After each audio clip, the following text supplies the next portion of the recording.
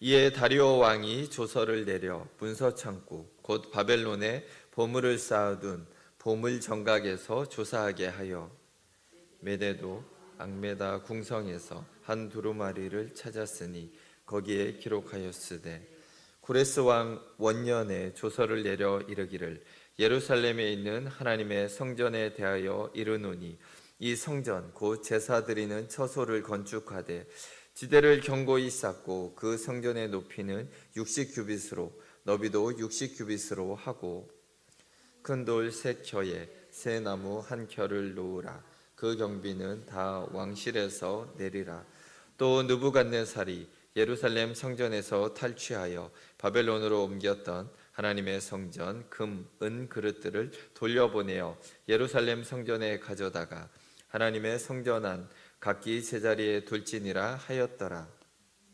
이에 유브라데 강 건너편 총독 다뜨네와 스달보스네와 너희 동관 유브라데 강 건너편 아바삭 사람들은 그곳을 멀리하여 하나님의 성전 공사를 막지 말고 유다 총독과 장로들이 하나님의 이 성전을 제자리에 건축하게 하라.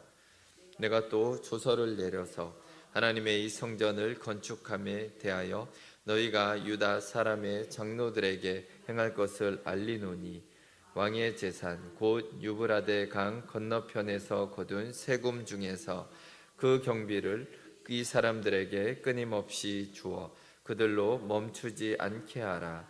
또 그들이 필요로 하는 것 곧 하늘의 하나님께 드릴 번제의 수송아지와 수장과 어린 양과 또 밀과 소금과 포도주와 기름을 예루살렘 제사장의 요구대로 어김없이 날마다 주어 그들이 하늘의 하나님께 향기로운 제물을 드려 왕과 왕자들의 생명을 위하여 기도하게 하라.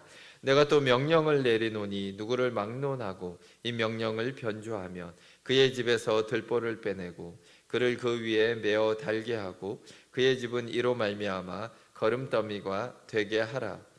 만일 왕들이나 백성이 이 명령을 변조하고 손을 들어 예루살렘 하나님의 성전을 헐진대 그곳에 이름을 두신 하나님이 그들을 멸하시기를 원하노라. 나 다리오가 조서를 내렸노니 신속히 행할지어다 하였더라. 다리오 왕의 조서가 내림에 유브라데 강 건너편 총독 다뜨네와 스달보스네와 그들의 동관들이 신속히 준행하니라.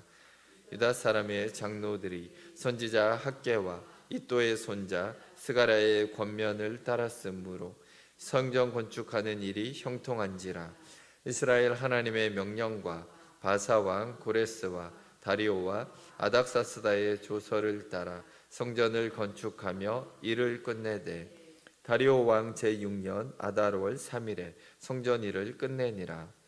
이스라엘 자손과 제사장들과 사람들과 기타 사로잡혔던 자의 자손이 즐거이 하나님의 성전 봉헌식을 행하니 하나님의 성전 봉헌식을 행할 때에 수소 100마리와 수량 200마리와 어린 양 400마리를 드리고 또 이스라엘 지파의 수를 따라 수렴소 12마리로 이스라엘 전체를 위하여 숙죄제를 드리고 제사장을 그 분반대로 레위 사람을 그 순차대로 세워 예루살렘에서 하나님을 섬기게 하되 모세의 책에 기록된 대로 하게 하니라. 사로잡혔던 자의 자손이 첫째 달 14일에 유월절을 지키되 제사장들과 레위 사람들이 일제히 몸을 정결하게 하여 다 정결함에 사로잡혔던 자들의 모든 자손과 자기 형제 제사장들과 자기를 위하여 유월절 양을 잡으니 사로잡혔다가 돌아온 이스라엘 자손과 자기 땅에 사는 이방 사람의 더러운 것으로부터 스스로를 구별한 모든 이스라엘 사람들에게 속하여 이스라엘의 하나님 여호와를 찾는 자들이 다 먹고 즐거움으로 이레 동안 무교절을 지켰으니 이는 여호와께서 그들을 즐겁게 하시고 또 아수르 왕의 마음을 그들에게 돌려 이스라엘의 하나님이신 하나님의 성전 건축하는 손을 힘있게 하도록 하셨음이었더라. 아멘. 네, 오늘 말씀은 성전 완공과 또한 회복된 예배를 함께 살펴보기를 원합니다. 자, 오늘 드디어 스룹바벨 성전이 완공되는 그런 감사한 일이 기록되고 있습니다. 그동안 에스라서를 살펴보았던 건축 과정이 아마 기억이 가물가물하실 것 같습니다. 그래서 본문 말씀을 위해서 잠깐 정리를 해보겠습니다. 자, 먼저 바벨론 포로들의 귀환과 성전 건축을 허락했던 왕이 1장에서 보면 고레스 왕이 조서를 내리게 됩니다. 고레스 왕의 칙령으로 1차 포로가 이스라엘 땅으로 돌아오게 됩니다. 자, 인솔했던 지도자는 유다의 총독으로 임명된 스룹바벨과 대제사장 여호수아가 인솔해서 1차 포로들이 돌아오게 되는 것입니다. 자, 성전의 기초를 놓고 건축을 시작하려고 할 때 사마리아인들의 반대로 성전 건축이 중단이 되었습니다. 그리고 나서 16년 뒤에 하나님이 두 선지자를 보내셔서 미룬 건축을 다시 시작하라고 하나님이 이렇게 말씀을 하십니다. 자, 이 두 선지자가 학개와 스가랴 선지자입니다. 학개와 스가랴가 성전 건축에 대해서 예언했던 내용들이 학개서와 스가랴서에 기록되어 있습니다. 그래서 오늘 말씀은 본문을 살펴보면서 또한 스가랴서에 예언된 그런 말씀들을 함께 살펴보기를 원합니다. 자, 지난번에 5장에서 우리가 살펴본 것처럼 성전 공사를 다시 시작했는데 또 큰 어려움에 봉착되고 말았습니다. 자, 유프라테스 강 아래 영지를 총괄하는 총독 다뜨네가 성전 건축을 막으려고 올라왔습니다. 자, 그러나 하나님의 관여하심으로 일단은 성전 건축을 막지는 못하고 내려갑니다. 자, 다뜨네 총독은 대신 페르시아 왕 다리오에게 편지를 써서 보냈습니다. 고레스 왕이 성전을 건축하라고 그런 칙령을 내렸다고 하는데 그 말이 사실인지 문서를 찾아보고 그 결과를 알려달라고 이렇게 편지를 보내게 됩니다. 자, 오늘 본문은 다리오 왕이 보낸 답장, 또한 성전을 완공하는 이야기와 봉헌식 그리고 유월절을 지킨 이야기로 6장 전체의 내용이 이루어지고 있습니다. 자, 먼저 다리오 왕이 성전 건축을 허가하는 내용을 살펴보기 원합니다. 다리오는 고레스 왕이 내렸다는 조서를 찾아보라고 신하들에게 명령을 내리게 됩니다. 1절을 보시면 이에 다리오 왕이 조서를 내려 문서 창고 곧 바벨론에 보물을 쌓아둔 보물 정각에서 조사하게 하여. 자, 페르시아 제국은 고레스 왕과 그의 아들 캄비세스 왕이 죽고서 정치적으로 혼란을 겪게 됩니다. 자, 이때 다리오가 왕으로 즉위를 합니다. 자, 우리가 헷갈릴 수가 있는데 이 다리오 왕은 다니엘서에 나오는 다리오 왕과는 다른 사람입니다. 여기에서 똑같은 사람이라고 우리가 착각을 하면 안 됩니다. 세계사에서는 다리우스 1세라고 불리는 오늘 나오는 이 왕은 그래도 세계사에서는 유명한 왕입니다. 다리오는 고레스 왕의 아들이 아니라 부하 장군이었습니다. 부하 장군이 왕이 된 것입니다. 자, 그래서 핏줄이 섞여 있지 않기 때문에 고레스 왕조를 이어가기에는 정통성 부분에서 언제나 문제가 됩니다. 그래서 고레스 왕의 딸을 아내로 맞이하여서 이 왕후로 맞이하게 됩니다. 그래서 고레스의 왕의 사위가 되었으니까 나름 왕조를 이어가는 명분을 그가 가질 수는 있었습니다. 자, 그런데 즉위 초기에 예루살렘의 성전 건축 문제로 이렇게 상소가 올라온 것입니다. 고레스 왕의 조서가 관련되었기 때문에 이게 작은 일이 아니고 도리어 이 사건을 크게 보고 발빠르게 대응을 하고 있습니다. 그렇게 문서 창고에서 고레스 왕이 내린 조서의 두루마리를 찾아냅니다. 그래서 3절에서 5절까지 보시면 고레스 왕이 내렸던 성전 건축을 허가했던 그 내용을 다시금 기록을 합니다. 자, 이 고레스 왕의 조서는 1장에서도 이미 기록되고 있습니다. 본문은 다리오 왕이 찾아낸 그 고레스 칙령의 내용을 다시 인용을 하고 있습니다. 자, 이 조서에는 놀랍게도 성전의 규모를 이렇게 기록하고 있습니다. 높이가 60규빗으로 하고 폭도 60규빗으로 하라. 그래서 60규빗은 한 30m 정도가 됩니다. 그래서 혹자들은 아마 이 높이를 60m라고 이게 60규빗으로 한 게 약간의 오류가 있을 수도 있다라고 보기도 합니다. 어쨌든 이게 길이가 30m 정도 되는 나름 규모가 있는 그런 성전을 지으라라고 말을 하고 있는 것입니다. 또한 돌 3켜 위에 나무 1켜를 놓으라. 어떻게 보면 이 건축 방법 또한 구체적으로 이렇게 그 조서에 기록이 되어 있습니다. 자, 본문에서는 간단히 나왔지만 아마 원래 고레스 왕의 조서에는 좀 더 자세하게 건축 방식과 또한 이 내용들을 아마 기록했던 것으로 학자들은 보고 있습니다.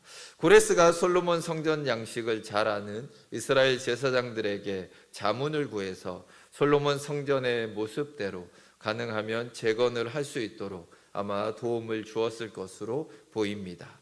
또 중요한 것은 성전 건축의 경비를 다 왕실에서 내겠다라는 내용이 이 안에 들어 있었다라는 것입니다. 안타깝게 건축이 중단되는 바람에 그동안 지원을 받지 못했던 것입니다. 자, 이런 내용을 확인한 다리오는 고레스 왕의 명령을 그대로 이행하라는 조서를 총독 다뜨네에게 보내고 있습니다. 다리오로서는 고레스 왕의 정책을 자기가 이어간다라는 나름 명분을 세우기에도 괜찮은 그런 상황이었습니다. 그래서 6절에서 13절까지는 다리오가 보낸 조서의 내용을 기록하고 있습니다. 자, 우선 문제를 제기한 다뜨네 일행들에게 건축 현장에 접근하지 말라라고 경고를 하고 있습니다. 괜히 건축 현장에 가서 방해하지 말라라고 지금 이 편지에 정확히 기록을 하고 있습니다. 자, 그들이 왜 상소를 했는지 그 의중을 알기 때문에 방해하지 못하게 이렇게 기록을 하고 있는 것입니다. 그리고 놀랍게도 건축의 경비를 다 지원해 주겠다라고 말하고 있습니다. 자, 8절을 보면은 다뜨네가 거둔 세금 중에서 필요한 만큼 끊임없이 대주라라고 이렇게 말하고 있습니다. 거기에다가 제사를 드리는 데 필요한 모든 제물들도 요구하는 대로 날마다 주어서 왕궁을 위해서 기도하게 하라라고 기록을 합니다. 다리오 왕이 하나님을 믿었다라고 볼 수는 없습니다. 아마 다신주의의 그런 분위기에서 또한 본인이 처한 상황에서 모반과 암살이 끊이지 않던 시대에 여호와 하나님께도 그냥 기도를 해서 자기의 안전을 구하고자 했던 그런 분위기가 나타난 것으로 보입니다. 조서 마지막엔 만일 성전 건축을 방해하면 아마 죽음을 면치 못한다라는 그런 엄중한 경고를 덧붙이고 있습니다. 자, 성전 건축을 막으려고 했던 이들의 시도가 도리어 성전 건축을 확실히 보장하는 그런 반전의 결과를 가져오게 되는 것입니다. 자, 이 조서를 받은 다뜨네는 즉시 명령대로 움직이게 됩니다.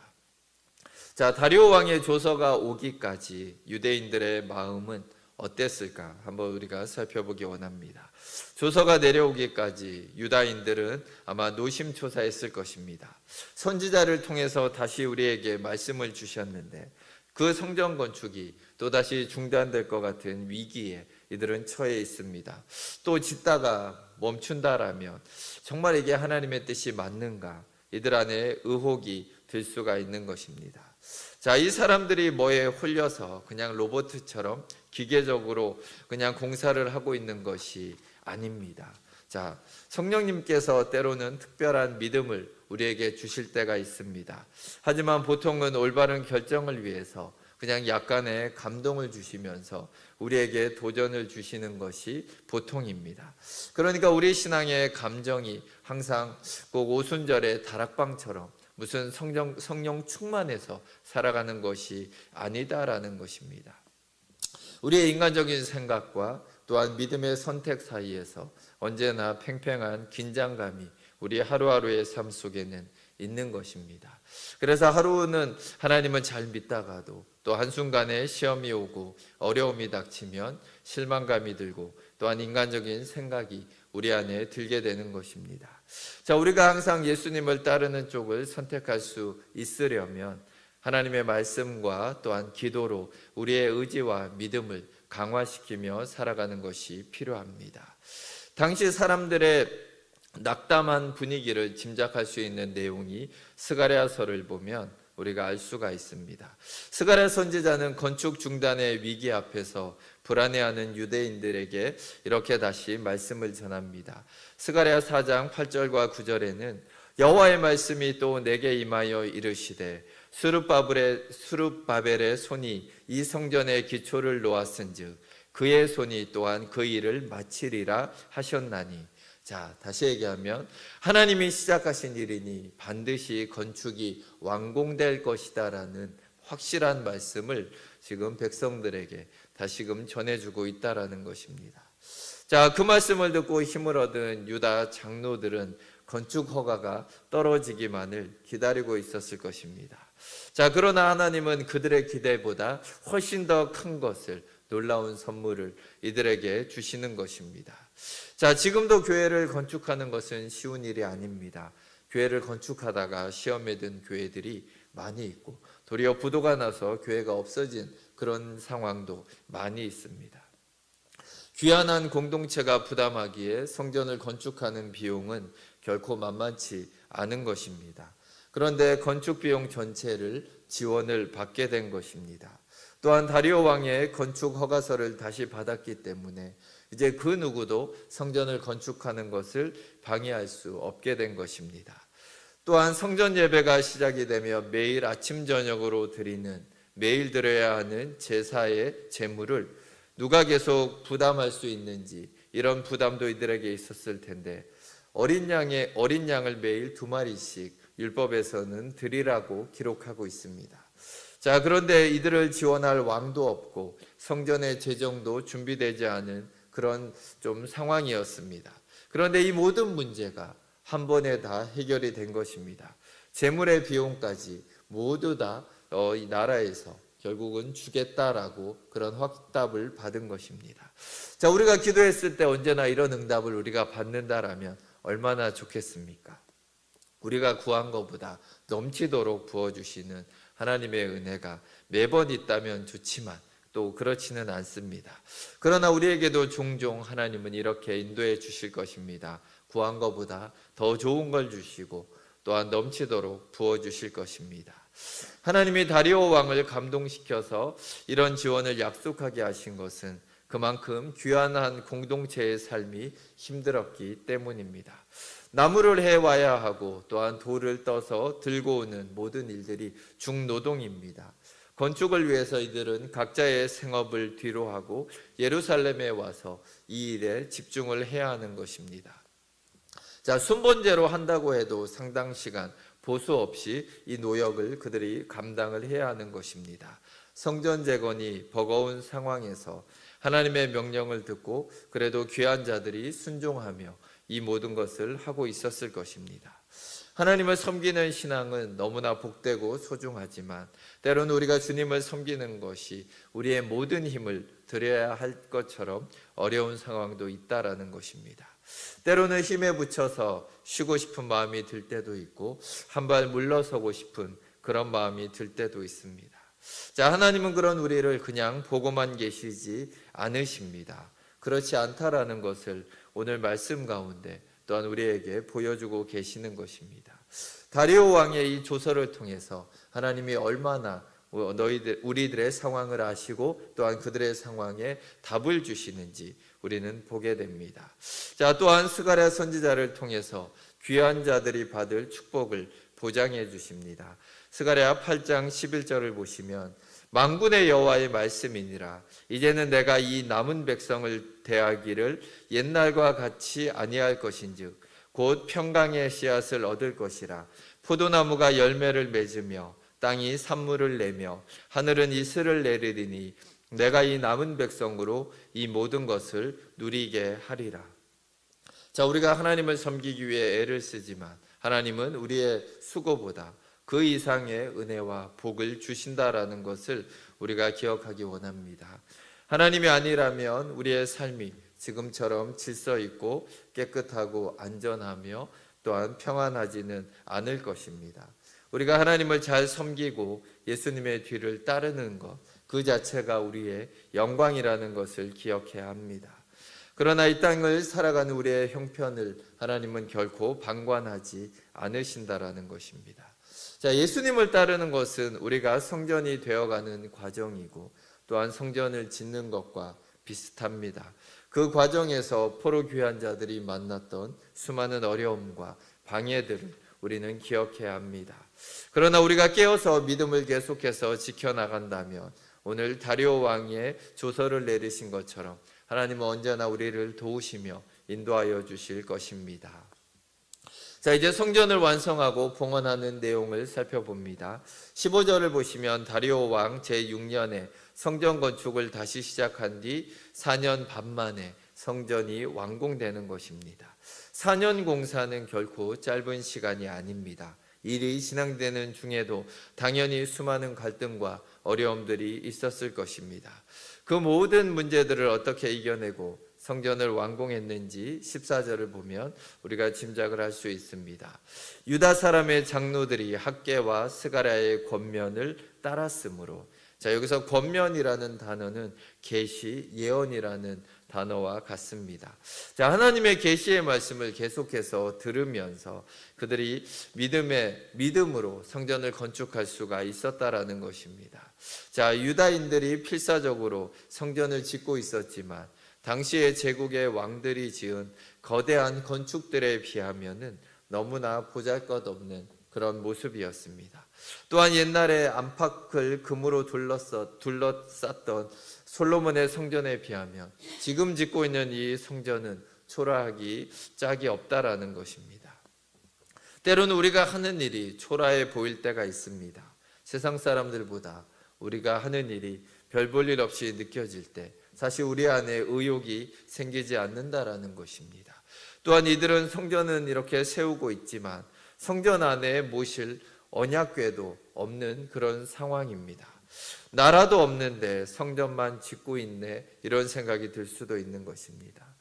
처음에 성전 건축을 한다는 거 그 하나만으로도 기뻐서 이곳으로 돌아왔는데 시간이 가면 갈수록 현실적인 각종 의혹이 이들 가운데 생기고 있는 것입니다. 이럴 때 스가랴 선지자를 통해서 또한 말씀을 주십니다. 스가랴 4장 10절을 보시면 작은 일의 날이라고 멸시하는 자가 누구냐? 사람들이 스룹바벨의 손에 다림줄이 있음을 보고 기뻐하리라. 자, 우리는 작은 일을 계속할 때 나 자신일지라도 멸시하는 마음이 있습니다. 이렇게 해서 뭐가 바뀔 수 있을까? 이런 의심이 들지만 하나님은 그러지 말라라고 우리 가운데 말씀을 하십니다. 화려하지 않은 이 스룹바벨 성전이, 어떤 사람은 초라하기 짝이 없다라고 말하는 그 성전이 사람들의 멸시를 받으실 예수님을 상징하고 있다라는 것입니다. 자, 그리고 주님이야말로 그 손에 다림줄을 들고 성전 대신 자신에게로 돌아올 사람들의 경계선을 정해 주실 것입니다. 자, 현실적인 회의감 속에서 4년간의 건축을 해낼 수 있었던 것은 계속된 학개와 스가랴 선지자의 메시지를 통해서 또한 성령님의 감동으로 가능했던 일이다라는 것입니다. 자, 어떤 일이든지 흔들리지 않고 우리가 계속 해나가기 위해서는 하나님의 말씀을 통해서 끊임없이 우리가 지도를 받고 또한 성령님의 감동을 받아야 가능합니다. 눈에 보이는 현실과 우리의 감정만을 바라본다면 우리가 이룰 수 있는 일은 아무것도 없는 것입니다. 항상 뒤로 물러나서 머릿속으로는 일어나지 않은 더 큰 것을 상상하는 그런 거짓된 인생을 우리는 살아갈 수밖에 없는 것입니다. 지금은 초라해 보일지라도 지금 우리가 살아가고 있는 것이 우리의 진짜 인생임을 우리가 기억해야 합니다. 자, 이 작은 일에 하나님을 또한 믿음으로써 계속해서 전진해 나아가는 우리 성도님들이 되시길 바랍니다.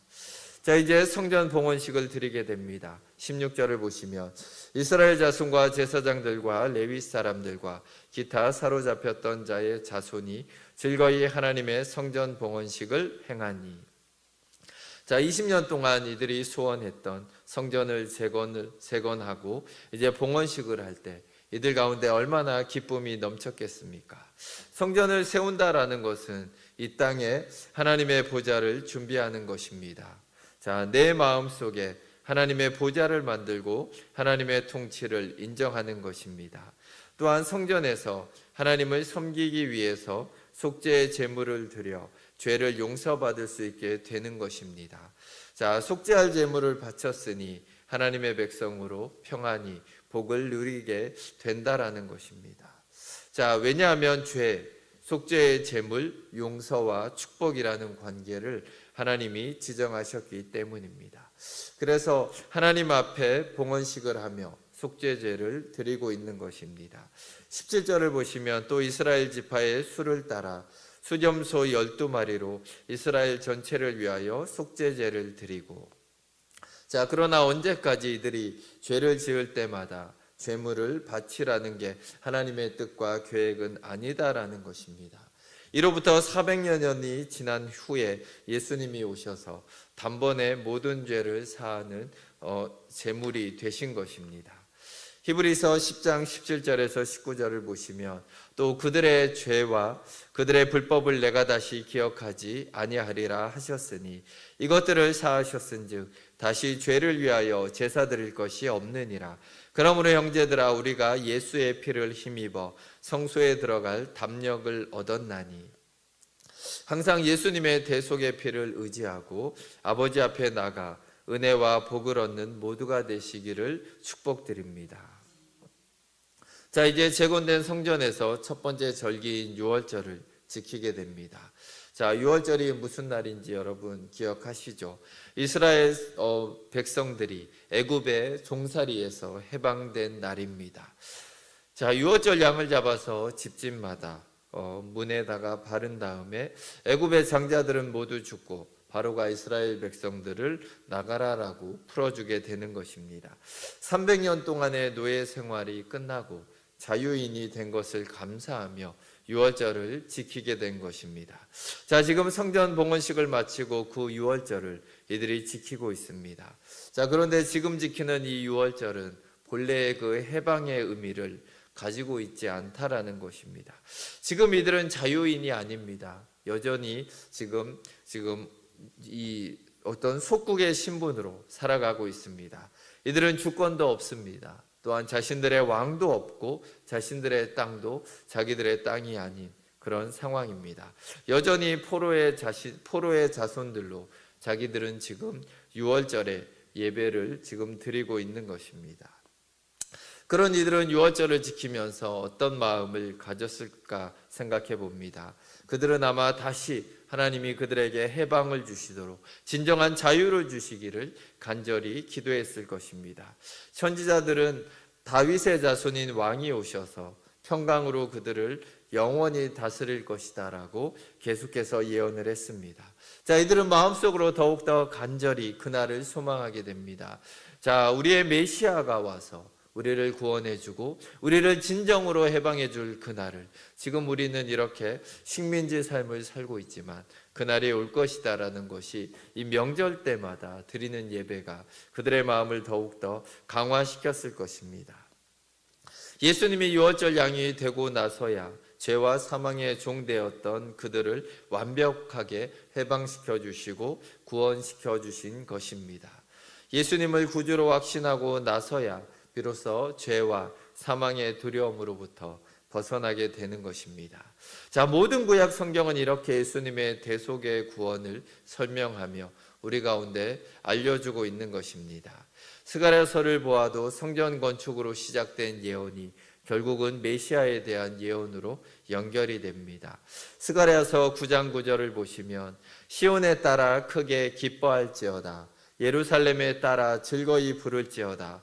보라, 내 왕이 내게 임하시나니 그는 공의로우시며 구원을 베푸시며 겸손하여서 나귀를 타시나니 나귀의 작은 것 곧 나귀 새끼니라.